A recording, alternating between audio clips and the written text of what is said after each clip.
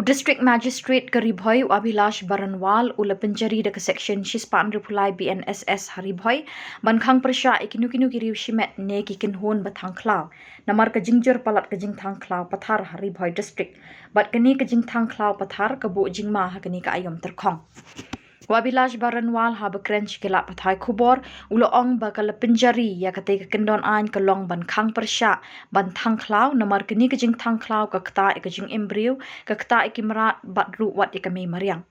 Ulay thu ru bakabor sanchar district ladep tha ru iki artli kitanat trekam sorkar kata ka DFO social forestry bat katanat soil and water conservation bikin shimkhia bakani ka kam ban pentip Shabaro kinoilam shnong ban Khang na ka Jingthang yegi Khlaw ki batap.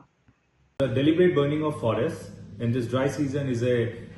major problem faced by the district, as a result of which the district administration has issued an order under section 163 of the Bnss, wherein we have prohibited all the deliberate burning of forests within the jurisdiction of the Bhoi district. This we have done to protect forest regeneration, simultaneously to protect the lives of humans and wildlife, and simultaneously to prevent air pollution from taking place. The two departments which have been made responsible to enforce the same are the DFO Social Forestry as well as Soil and Water Conservation Office.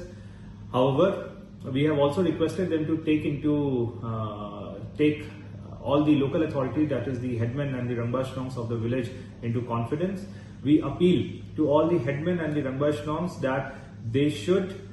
cooperate with the district administration. They should take this issue seriously, and those people who are burning down the forest for whatever reasons, they should be. The headmen should inform the concerned authorities who are responsible for implementation of this order, and they should report to the local police as well. With the cooperation of the local authorities only, we hope that the forest fire burning can be controlled to some extent in order to protect the lives of humans and wildlife together.